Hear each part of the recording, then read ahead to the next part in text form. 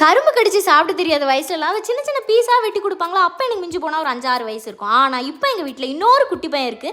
ஆனால் என்ன அந்த குழந்தைக்கு ஒரு 28 வயசு இருக்கும். சரி பிள்ளை ஆசைப்படுதுன்னு அதையெல்லாம் கட் பண்ணி கொடுத்துட்டு ஊரில் கீழ் வீட்டாக்கா மருதாணி கொடுத்தாண்டுவாங்க. என்னத்தையோ போட்டு அரைக்க சொன்னாங்க, மறந்துட்டேன். கால் பண்ணாலும் எடுக்கலையா. நான் பாட்டுக்கு சும்மா நல்ல மிளகு போட்டு அரைச்சி வச்சுக்கிட்டு இருந்தா இதில் செவக்கிற சிவப்பில் தான் நீ என் மேலே வச்சிருக்க அன்பே தெரியும். நீ ஏதாட்டு சொல்லிட போகிறேன். நானே இதை வச்சுட்டு அங்கே இங்கே சொரிய முடியாமல் உட்காந்துருக்கேன். இதில் இது வேறையான்னு நினச்சிட்டு எனக்கு கை காலெல்லாம் ரொம்ப சில்லுன்னு ஆகிட்டு. அதனால சீக்கிரம் கழுவிட்டேன். ஆனாலும் பரவாயில்லையே, நல்ல அன்பு வச்சிருக்க தான் செய்கிறோம் போலன்னு பார்த்து ரசிச்சுட்டு சமைக்க போக முன்னாடி ஒரு பாடு சண்டை. பிசிபில்லே பாத் பண்ணித்தான். சரி சாம்பார் சாதம் தானே பண்ணி தரேன்னு சொன்னால் இல்லை இது வேற அது வேற. மெட்ராஸ் சமையல் செஃபியா காசை இதனாலும் காட்டுறேன், டைட்டில் ஒன்றா தான் போட்டிருக்காங்க, அதுதானா இல்லை இல்லைன்னு ஏதோ கன்னடா சேனல் காட்டினாங்க. எனக்கு தமிழே ததிங்கினத்தோம், இதில் எங்கே இது புரியன்னு சொல்லிட்டு இதில் தக்காளி போடாமல் வேறு பிசிபில்லே பாத் பண்ணி தரணுமா.